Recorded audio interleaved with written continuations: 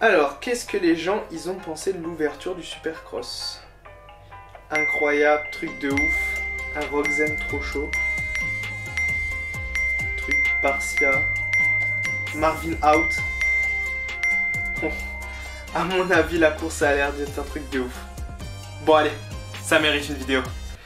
Ah, quel plaisir de recommencer une semaine après un week-end de Supercross. La saison 2022 de Supercross a enfin recommencé le week-end dernier et qu'est-ce que ça fait du bien. C'était un régal de pouvoir revoir tous ces pilotes, toutes ces motos qui brillaient et surtout de revoir ce magnifique show qui n'avait plus eu lieu depuis 2 ans dans cette magnifique salle d'ouverture d'Anaheim. Qui dit lancement d'une nouvelle saison dit bien sûr lancement d'un nouveau projet pour moi. C'est pour cela que je vous demande d'accueillir le Recap SX.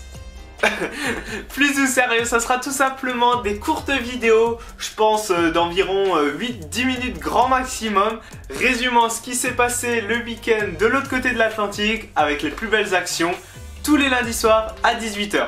Alors je sais, cette vidéo n'a pas été publiée un lundi à 18 h, mais c'est la première.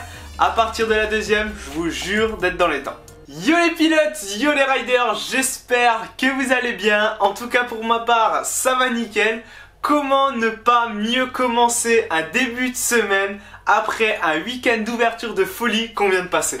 Il y a eu du show à tous les niveaux dans la catégorie 250 et dans la catégorie 450 et c'est exactement de quoi on va parler aujourd'hui. N'hésitez pas tant qu'à faire à me dire ce que vous en avez pensé de cette course d'ouverture dans les commentaires, à lâcher un pouce bleu en bas de la vidéo si c'est pas encore fait et à t'abonner, tu connais la musique, moteur! Nous nous retrouvons donc le samedi 8 janvier pour l'ouverture du Supercross à Anaheim en 2022 avec pas mal de petits changements. Les premiers changements sont notamment les changements d'écurie avec le premier gros changement qui est celui de monsieur Eli Tomac qui a quitté les Verts pour rejoindre l'équipe monstrueuse du Yamaha Star Racing.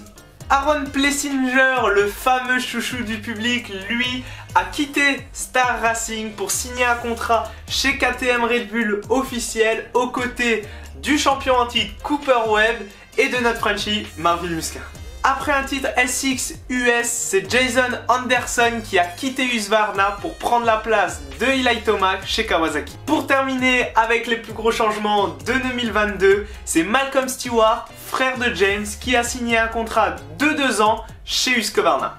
Alors ce week-end, il y avait du monde. Il y avait du monde sur la piste, il y avait du monde dans les gradins et malheureusement, il y avait quelques pilotes qui n'étaient pas présents. Il faut noter l'absence de Justin Cooper qui était le favori de la catégorie 2,5 pour cette côte qui s'est malheureusement blessé à l'entraînement et qui est contraint de jeter l'éponge pour toute la saison de Supercross. Autre concurrent direct pour le titre 250, le fameux Jet Lawrence qui s'est blessé quelques jours avant l'ouverture. La vidéo elle a fait le tour de Twitter qui a du coup laissé son frère prendre sa place pour réaliser la côte ouest et lui sera de retour à 200% et chauffé à bloc pour la 2,5 côte est.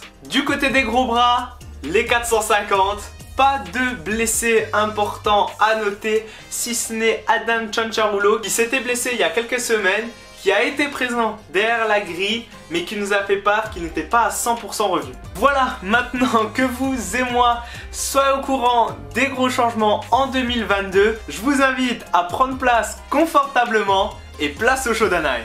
Pour bien démarrer la soirée, nous commençons avec les 2 demi-finales 250. La première a été pendant un long moment dominée par le pilote Yamaha Colt Nichols qui a fini malheureusement par prendre une bonne chute dans les hoops. Alors aux dernières informations, il souffrirait de 2 bras cassés et de pas mal de brûlures.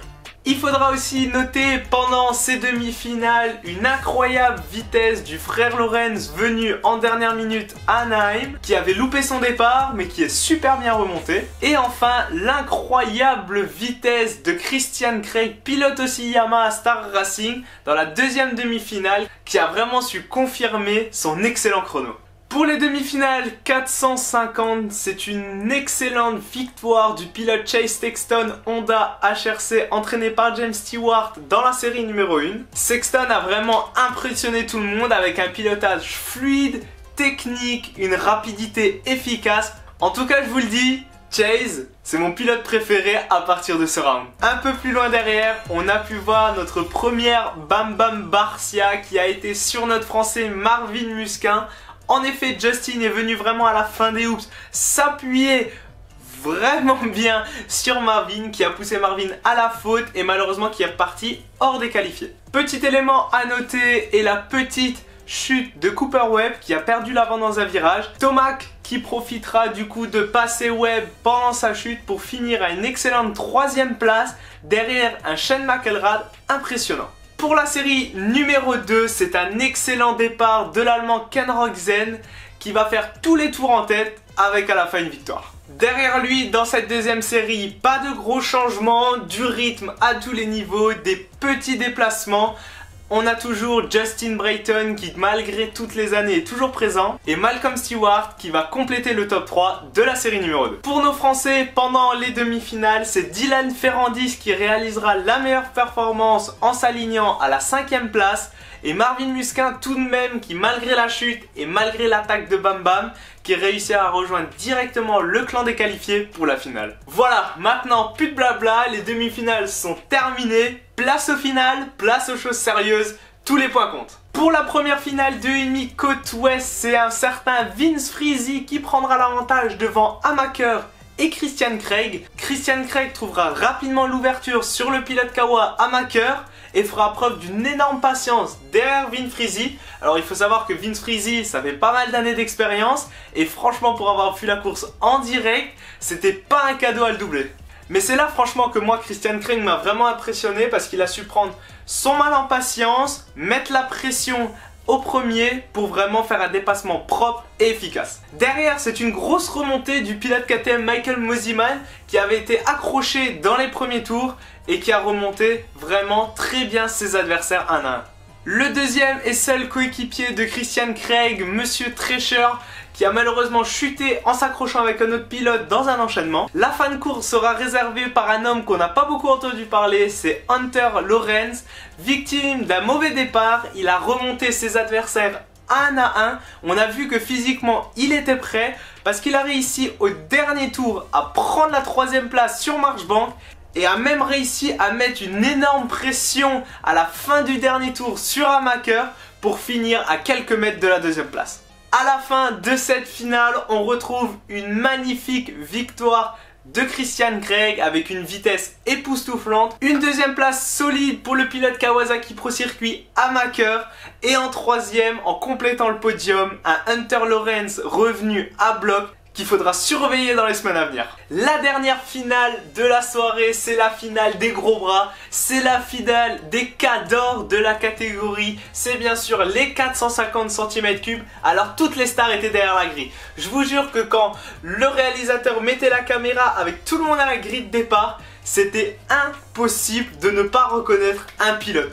On les connaît tous, c'est tous des stars, c'est tous des monstres et c'est top départ. Pour le premier départ donné de l'année, c'est l'équipe Honda HRC qui sort en tête avec ses 2 pilotes.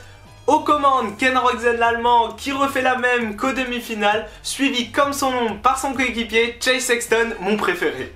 Juste derrière eux, à quelques centièmes de seconde, on retrouve Cianciarulo, Bam Bam Barcia et Cooper Webb qui complètent le top 5. La tête de course est particulièrement mouvementée pendant les premières 10 minutes de la finale. On voit un jeune Chase Sexton motivé à aller chercher son coéquipier, à aller chipper la première place. Mais malheureusement, après lui avoir mis tellement de pression, je pense qu'il a fini par se déconcentrer et malheureusement il a fini par terre.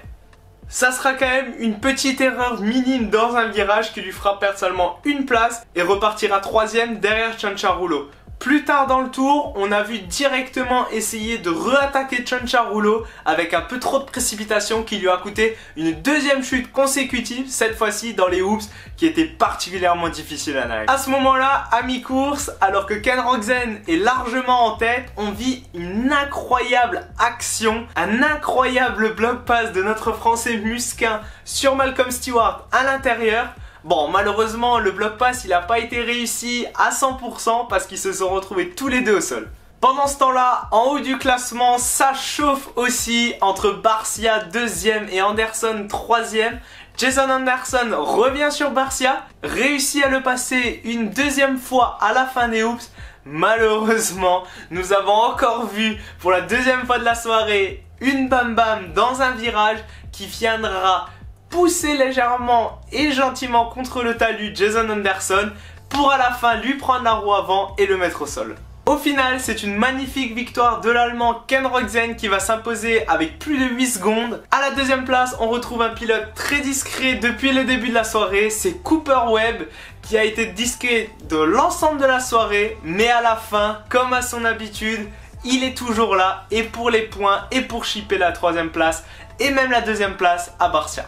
Troisième et dernière place sur le podium du coup pour monsieur Justin Barcia qui nous a sorti 2 Bam Bam de folie dans la soirée. L'homme appelé des ouvertures parce que ça faisait 3 fois qu'il avait gagné l'ouverture du championnat d'affilée. Malheureusement, ça ne sera pas une 4e, mais ça sera tout de même un podium. Et voilà, on en a fini pour ce premier recap SX de l'ouverture à Anaheim et j'espère que ça vous aura plu. C'est à vous maintenant de me dire ce que vous en avez pensé dans la barre de commentaires. En tout cas, moi j'ai hâte de vous lire et hâte de savoir ce que vous en avez pensé. J'espère en tout cas que la vidéo t'a plu. Si c'est le cas, n'hésite pas à la liker, à la commenter, à partager, à t'abonner en cliquant sur la cloche si c'est pas encore fait. En attendant, c'était MR Motocross, faites-vous plaisir, mettez du gaz, mais faites toujours attention à vous. Ciao!